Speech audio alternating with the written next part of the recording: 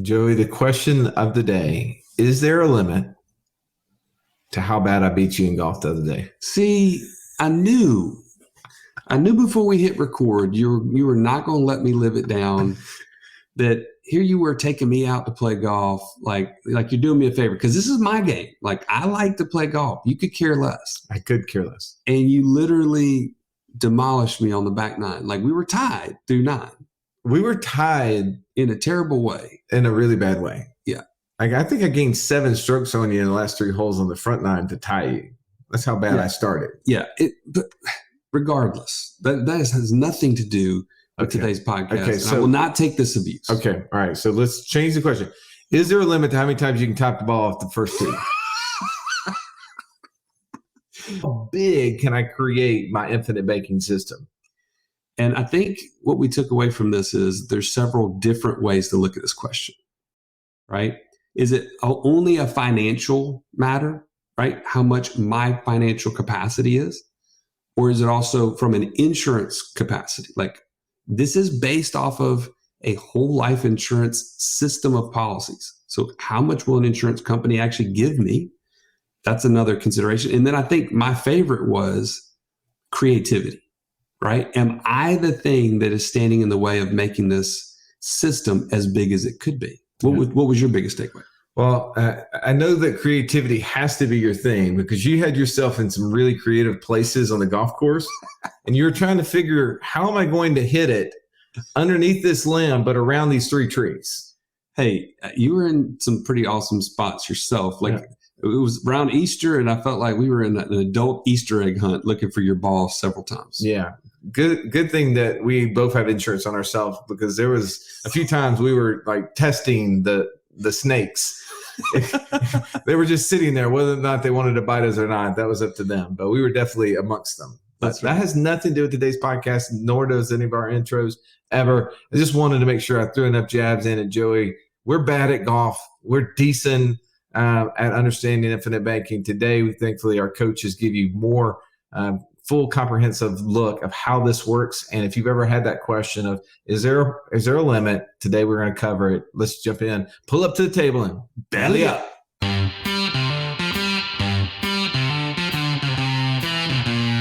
Welcome to the Wealth Without Wall Street podcast, your guide to understanding how to get out of the Wall Street rat race and start your own mailbox money lifestyle.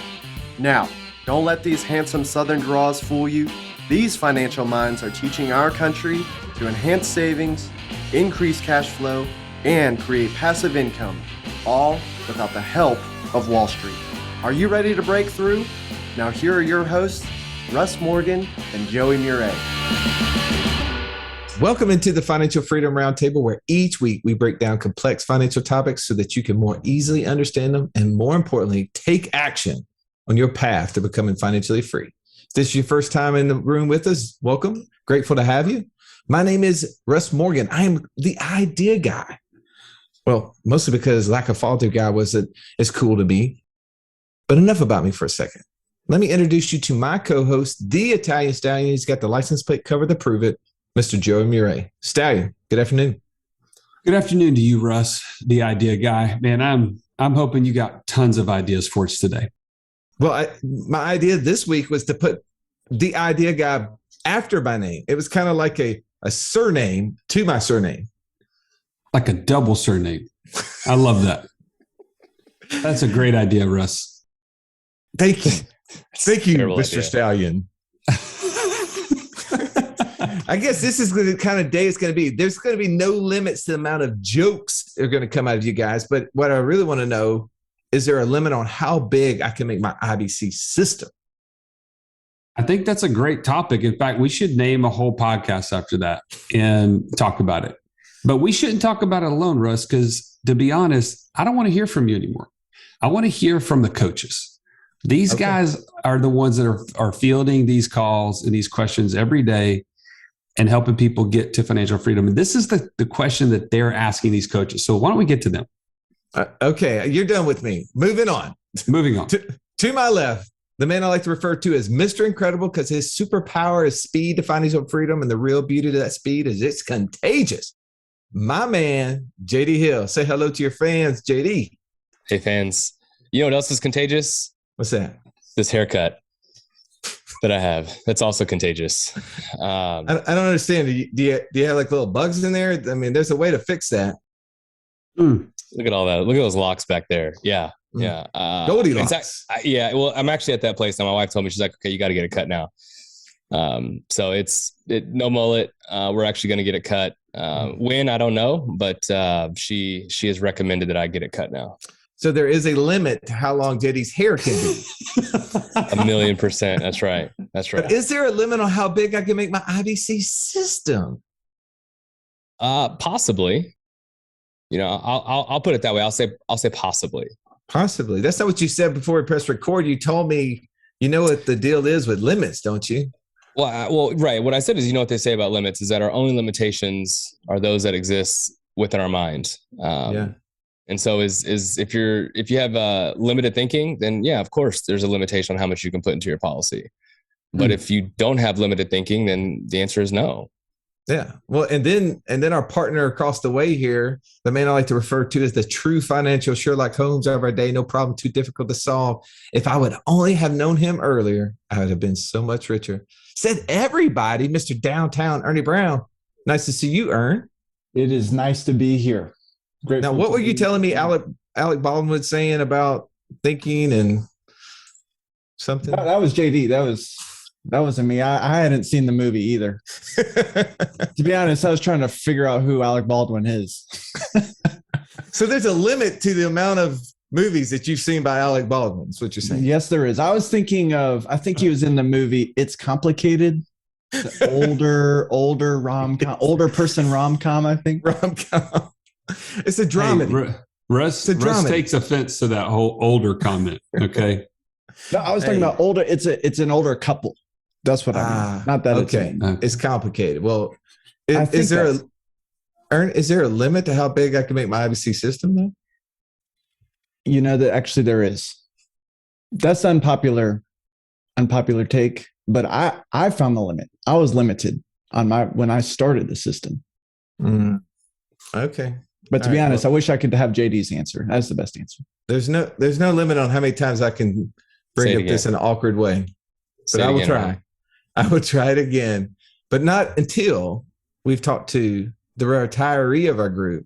Speaking of older, Mr. Catch Me If You Can, when he's not killing bears with his bare hands or spear diving for tuna, he's dropping gold nuggets right here. The one and only Mr. Mark Haraguchi. What's up, Mark? Well, thankfully, I'm up because, I mean, the way you made me sound like I'm an elder, it's questionable if I'm pushing up daisies or not. So thankful to be alive today, apparently. Hey, man, there's no limit to age. This isn't an ageism thing, but is there a limit to how big you can make an IBC system is what I want to know. Conceivably, yeah. I mean, there definitely are some limitation signs that are out there. However, as JD said, the limits are really only placed by us at times, and every now and then there's some other people. But we can obviously get creative and find appropriate ways to get around those limits and to make the system work in our favor even more. Just hold on. Just to be clear, that what Mark just said is not what I said. He butchered it totally. That's not what I said at all. I don't want that credit. All right, clear the record then. Clear the record. Goldilocks, let's talk about it. So look, the question I think is really like, why is this important, right? Yeah. Why is this important? Well, I think it's important because generally speaking, when we're talking about saving, most people look at savings vehicles from a perspective of having limits, right? So for example, if you make too much money, you're limited on being able to put money into a Roth IRA, right? Or take a 401k, for example, you're limited on how much you can actually put into a 401k. So most savings vehicles in general, there are funding limits, there's rules, there's regulations, there's a number of dynamics where you are limited by the vehicle you're trying to put dollars or resource into. And so I think that's why this is really important to really discuss. What about you, Mark? Why do you think this is important? I think it's important if we view this as a foundational piece. And so if as a foundational piece, there might be some roadblocks or potential hurdles for you, then wouldn't it be nice to know where those are and how to actually jump over them or how to work within the confines of the systems that are out there? So What you're about you, Scotty? saying hold on. I want to make sure I understood Mark's comment. So you're saying that this is just a practical question people are asking to just try to figure out where the guardrails are before they step into it, like making this their own. It could be. I mean, I just like Ernie, I wasn't actually limited when I started, but I bumped into a limit after I started, and then I was able to move past that, and then now I'm actually limited again. So I've actually bumped into the guardrails twice. And so really, the farther down this path you go, the more you're going to start to bump into this. And it is a common question of people asking, well, how much can I put into it? And so there are some restrictions, and those are some topics we're definitely going to get into. Okay, because I was thinking when we were kind of preparing for this, that this is really a question more about, it's based out of abundance. Whereas what you just mentioned made it seem like people just want to know what their limits are. I think of it as people, once they fully get this, which Nelson talks about on page 48 in the book, how all of your income should flow through your own banking system. And to me, it was unfathomable when we first started the process of building our own bank.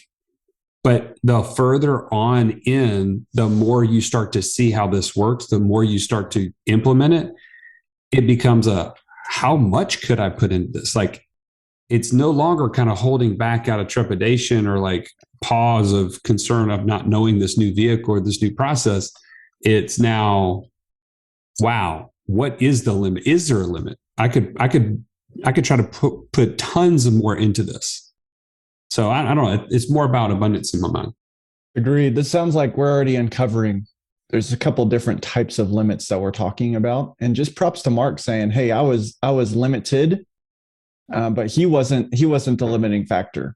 The thing that is challenging to me is how many different times I have been the limit, and this is a challenging conversation to say. I've done this, and I wonder if you, as you're listening to this, saying, "Hey, I'm doing the infinite banking concept. I'm practicing infinite banking, but I think I've accomplished everything I need to accomplish in this."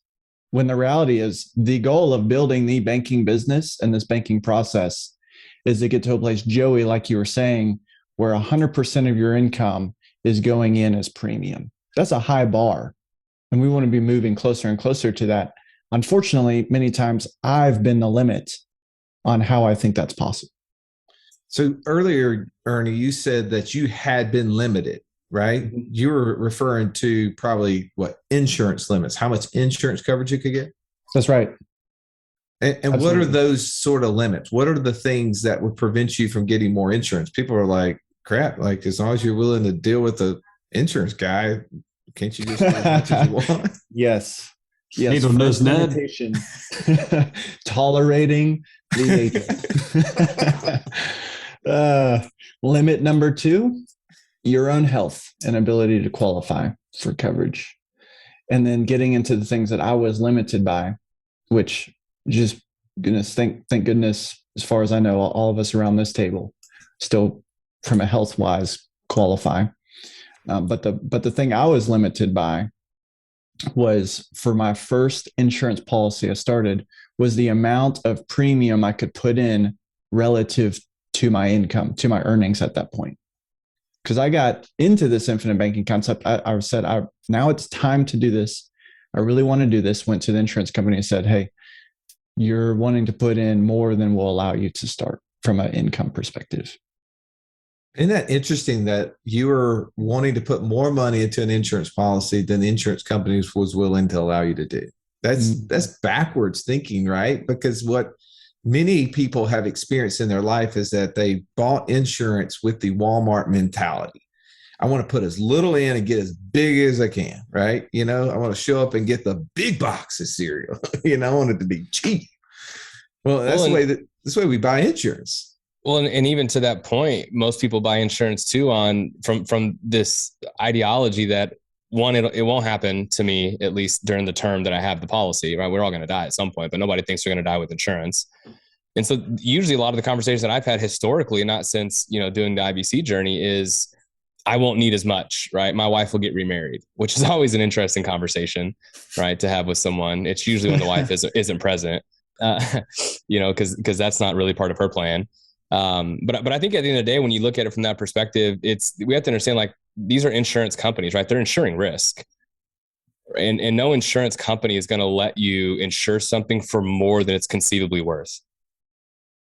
Right? Because then they're insuring against something different. Now they're insuring against fraud.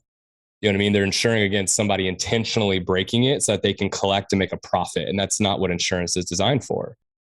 JD, I think that's a good point when you say that it challenges the typical way that we think about all of that, right? And I mean, for us, this process of infinite banking isn't about insurance.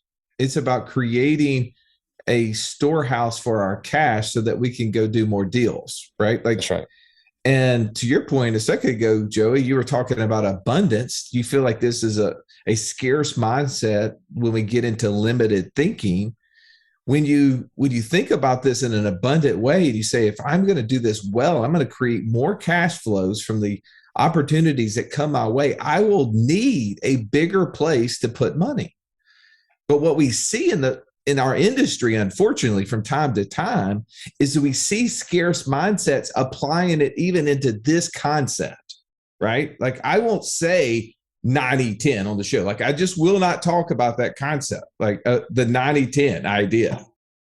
Now, for everybody who doesn't know what that means, that's an inside joke. But the reality is that sometimes we get into this mindset that we think, well, what do we need to do? We need to try to get so much cash into the insurance policy that we're going to shove so much in. And the only way we can do it is by creating a really high death benefit to handle that extra cash on the front end.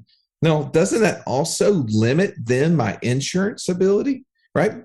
Is that not going to be a hindrance? Isn't that something that we need to consider in our overall process to make sure that every decision we make has a consequence? And let's evaluate those. And I don't think a lot of people understand what all those potential consequences are, right, Mark?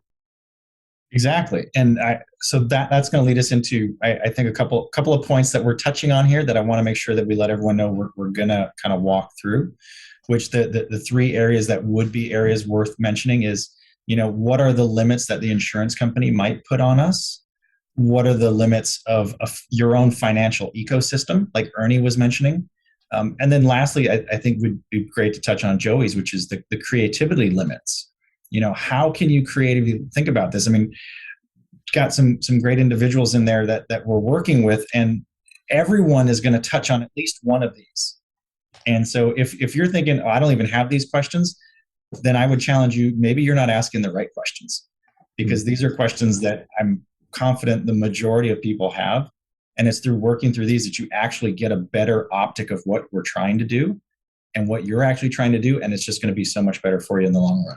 This podcast is amazing, almost too amazing, Russ. There's too many ideas, and I don't know where to get started creating passive income. Well, here's the thing, Joey. I think one of the things you need to consider in that statement is, what is it costing you to not know? What is it costing you not to take action? I love the statement that says you don't have to be great to start. You just have to start to be great. If you're struggling on where to start, you have to know what type of investor you are. Know your investor DNA. And if you want to learn more about this, you can join us in our Passport Challenge at wealthwithoutwallstreet.com/passport. Get started today. So Mark, tell us, you said you ran into a limit. Was it on the insurance side, the financial side, or the creativity side? Mine was on the insurance side. So unfortunately, they didn't agree with how much I valued myself as. Hey, true, been there. I've been there. Ego with you, problem. Man. Come on. I mean, clearly I was worth way more than they were willing to put their pen next to. So I hit what was called the human life value, right? So what life insurance company is going to do? Let's make this super simple. If you're 40 years old, the life insurance companies are going to say, you know what? How much longer can you work till age 65? Well, take 65 minus your age. For me, that would be at that time, it'd be about 25. And each life insurance company is going to have a different multiplier. So they're just going to take that number, multiply it by your current earnings, and that's how much you would make before you would, quote, exit the workforce. From that, that's how they're going to figure out what kind of death benefit do we think you're worth? If you make $100,000 a year and you have 20 more years of runtime, well, they're going to say, well, that's about $2 million if you were to pass away prematurely. So by the life insurance company's limits or math equation, I had hit my quote maximum human life value. To JD's point, they didn't want to insure me for more money than I was conceivably going to make. And so from that perspective, I hit the limit and they said, sorry, you're done until either you cancel some policies, right, reduce your covered limit, or you make some more money to have a higher quote human life value. And so thankfully, Joey's muted so I can keep talking over him. I was going to say, how did you move beyond that then? So moving beyond that, I was able to create more income, right? At that time via my W-2 as well as my passive income. So now my income has increased. We multiply that by the factor. My insurable limit has gone up. Well, now that I have exited the W-2 workforce, subtract that lump of change off of my quote income, I'm now limited until I get some new passive income to up my income. So here's a question I have for you. So like when you retired, right, you said they were saying, okay, how long could Mark work? We're going to make this arbitrary number of age 65. And they were doing a multiple. But then when you retired from flying, did that reduce your multiple or did it stay the same? It did not reduce the age versus retirement multiple, but it reduced my income because now we subtract that off of the ledger. Right. That's why creating new businesses all the time, Joey, is a win for us. Like I know you get all upset, like, man, why are we creating a new LLC? And I'm like, because now we have a new business we can get insurance through, right? Like, I mean, this business, even though it's brand new, it still has value, man. Think of the opportunity. Like, think about Ray Kroc with the idea of taking the hamburger and franchising that thing across the world. Like, that's where we are, man. With every business, it's $1 billion ideas. We just need to take this thing and sell it to the insurance company so we can get insurance on it, right? Hey, I'm very grateful, Russ, because my human life value has more than like grown by like 100 times since you keep throwing LLCs behind us. So yes, it does. I appreciate it. Let's go. All right, let's talk about point number 2, financial limits, right? Like a lot of times when we think about how much money, is there a limit to how much money I can put in my infinite banking system? Most people say, yeah, it's called my wallet. You know, I don't have so much cash I can put in the thing. But are there other things, JD, that relate to how much someone can put in? Practically speaking, there's an actual formula that every insurance company essentially operates under, and it's just a multiple of income, right? Because again, they're insuring your life that said, look, at this person at this age making this amount of income, continue to work until age 65, right? Then you know that's a reasonable amount of money. What percentage of that income could they conceivably save without potentially hurting themselves financially? And so there are income or premium limits based on a formula that every insurance carrier has based on how much you can put into an insurance policy.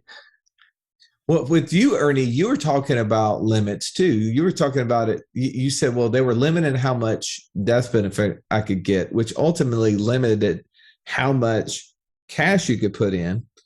But really, it also had to do with financial limits, right? Like, because you were trying to put in even though you had the money, you were trying to put in a percentage that was greater than what they thought you should do. What's those numbers? Like, people want to know, like, what's the highest percentage that I can put in of my income as a premium to get this infinite banking system going? Right. Yeah, that was exactly my issue. This is a while ago. It wasn't the death benefit. It was the amount of premium I was wanting to put in relative to my income. And so the insurance company is saying, hey, we've got some guidelines. We want to make sure that we protect the consumer so that they don't get sold, I'm doing some bunny quotes here, more than is financially suitable for them. And so there's a percentage, and each company is a little bit different. It's safe to say somewhere between 20 and 30%. I mean, of did you your have a conversation potential. with them and say, "Hey, look, I am the seller and the sellee. I'm okay I said, with it." hey, I want to create my own personal banking system and I want to use your company and your product to put a lot of my money into. And they said, sorry, we got to limit you. So I said, great, I'll take one. And now I have 4 policies in my ecosystem of banking. And so it's possible to continue adding to this, but that's what I ran into up front. So is it possible? I'm not going to say people did this, but like per se, like whenever in any sort of giveaway where someone was like, oh, limited to 1 per party, and you're like, oh, okay, well, I'm going to put my kids in line, 4 deep behind me and give them $10, like Exactly. we're a party of 1 here, not a party of 4, right? Like, so can you go to other places? Can you go to other insurance companies and take advantage of the 20% at each one? And now you go to 4, you can put in 80% of your income. Some people are just wired that way. And I might be talking with one right now. It might be the idea guy. You get the rules. Maybe I need to go talk to your mom, Russ. Hey, when young Russ, you had the rules of the house. How are those rules taken? I'm going to guess right up to the limit and a little bit over, so long as you didn't feel that you were going to get caught. Hey, rules are just a suggestion to Russ, just so we're clear. Hey, Nelson Nash had a saying about that, right? He said, what you want to do, especially as you're designing a life insurance policy, how much premium you're going to put in. You remember him talking to us about this, Joey. He'd say you want to scoot your toes right up to the line and then just push them so they hang over just slightly over it, right? You remember him talking about that? Sound just like him. Something like that. What's your thoughts, Dal? I mean, you're being so quiet over there. I don't know why you're using the mute button so much. Well, I'm trying to consider this. Like, we talked about financial limits from like being able to put in a percentage of your income to Ernie's point. I think there's also the how much death benefit is pertaining to how much income you make right now and how much they think you'll be worth, quote unquote, your human life value, which kind of alludes to the insurance limits. I'm thinking, like, what about the person who feels like they are personally limited financially from putting money into a system like this? And I'll say this, like, early on, Russ, you and I are meeting and I'm making good money, but I couldn't personally see where I was going to free up additional cash to fund this system. I could only see one immediate application at the time. And for those of you who are listening to this, and maybe you're like, I'm right there with you. Like, I want to do this at a high level, but I feel constricted. Like, there's just not enough cash flow to do this at a high level. Well, I can tell you, get started with the one that you can see and that you can start with, and allow it to grow. And I've said this on the show many times, but it's like walking down a tunnel, right? At the end of the tunnel, you can see just a little bit of light. And as you continue to walk towards it, the light starts to open up. And it's not that it was always there, but you could only see it based on your perspective at the time. So as you walk closer, it becomes much, much bigger, and you can continue to grow this. When I first started with you, Russ, I had one policy that was $2,000 a month. Within a year, I had 3 policies that were $60,000 a year. Okay. And if you had told me that at the first, I didn't have that cash flow. Like, it didn't make sense at first. But the more I started to see this at work and the more I started to get creative, it started to say, oh, wait a minute, why don't I apply this to this concept? Why don't I apply this cash flow over here to this concept? And then Russ was like, absolutely, you can do that. And do you remember me asking you the question after that, Russ? Probably not. Remind me. Well, I was like, dude, why didn't you tell me I could have done this? Like, I had this cash flow from day one. Nothing's changed. Why didn't you tell me? And what did you say?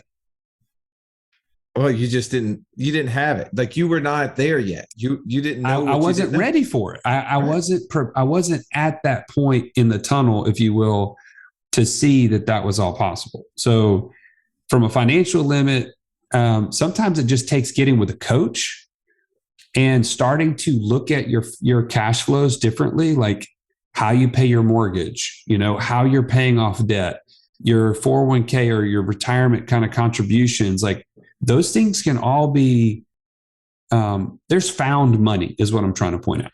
Well, so if we go back, right, we've shared this many times. If you think about infinite banking, it really falls into three major categories. Category one is I have to identify the cash flows that's going to go in here. And that's just what you were talking about. You had to identify immediately, where would your cash come from? Oh, I had $2,000 that was going here. I can reallocate it.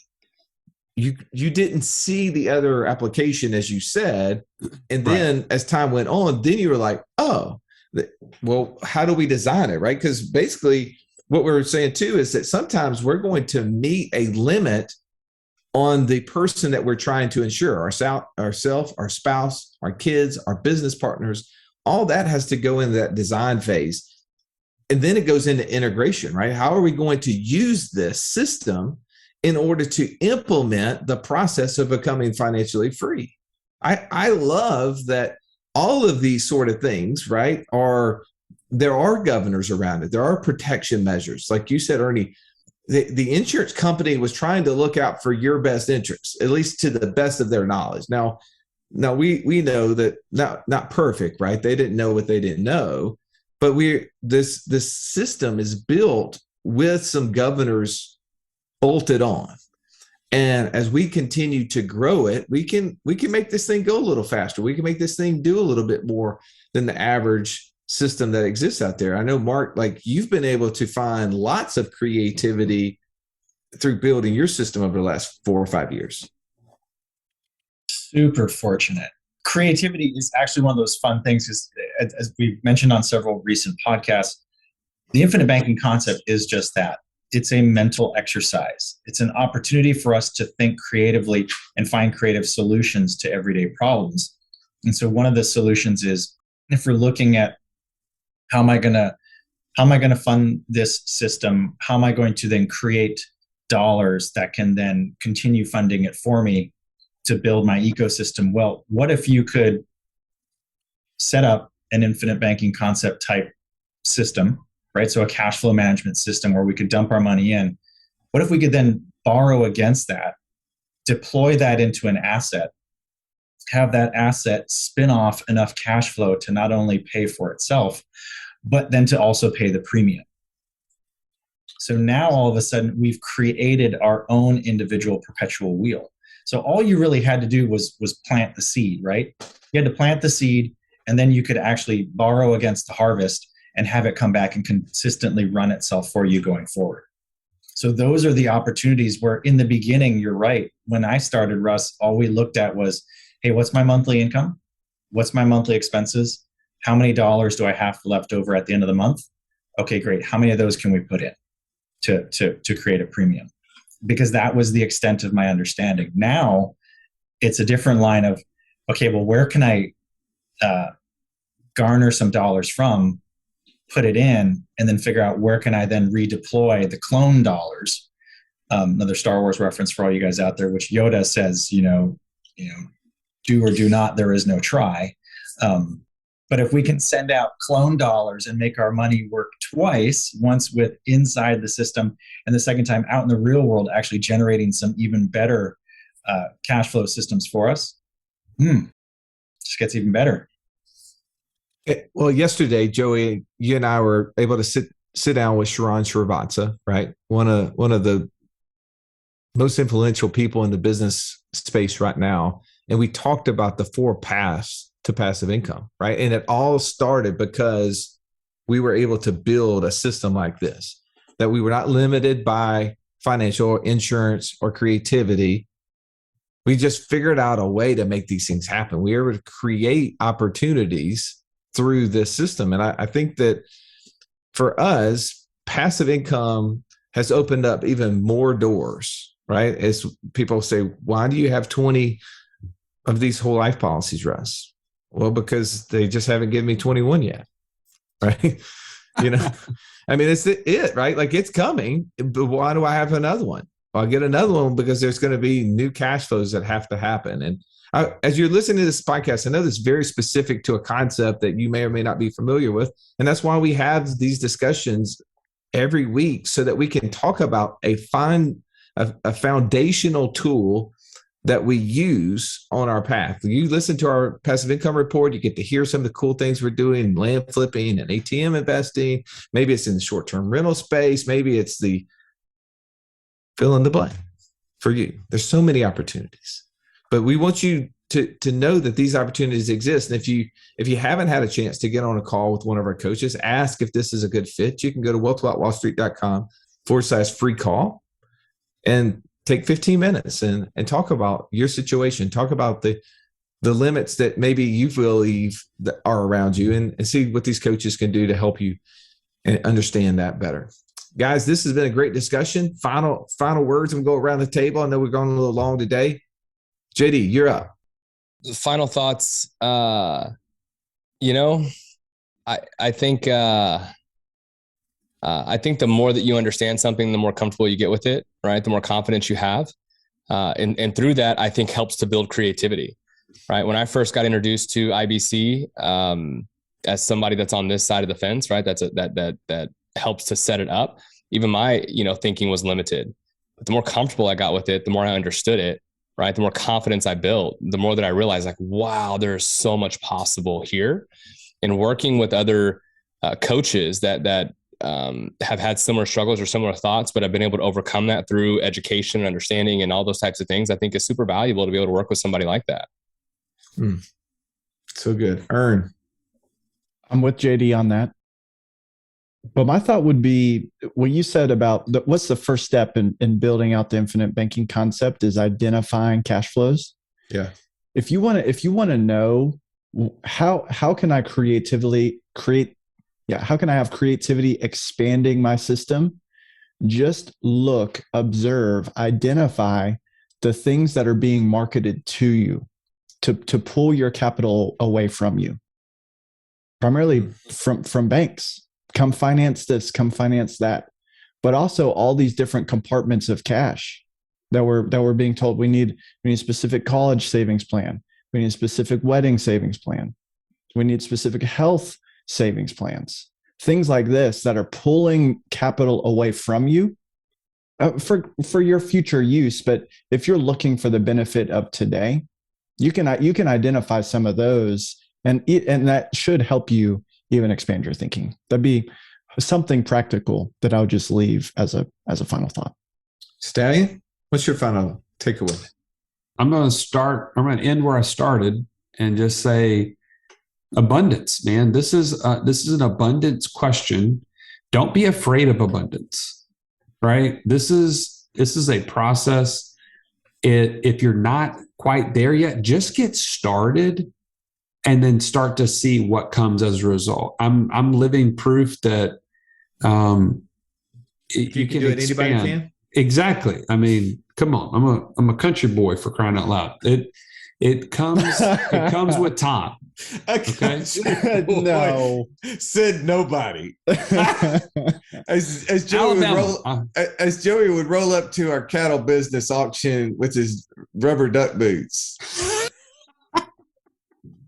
Okay, maybe not a country boy, but I was not thinking in an abundant way to begin with, and it will absolutely take over the more you step into this space. That's my final thought. Mark, take us home, man. Depending on JD's idea, if you are bumping up against insurance limits, boy, wouldn't it be nice to partner up with somebody who has some ideas on how to solve those problems? If you're bumping up on financial limits, boy, wouldn't it be nice to partner up with someone who can help you work through some of those challenges?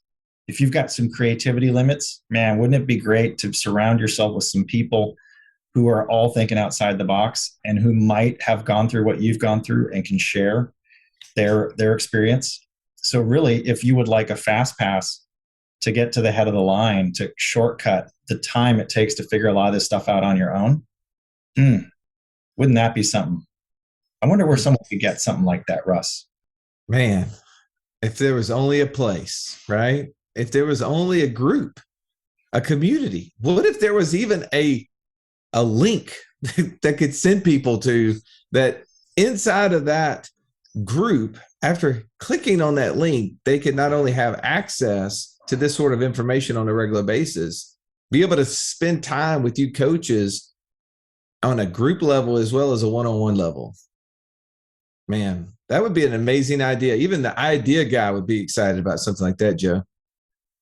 Would y'all finally get to it? wealthwithoutwallstreet.com/free call, for crying out loud. Get on a call with one of these coaches and get in the inner circle. That's where we're about to head right now.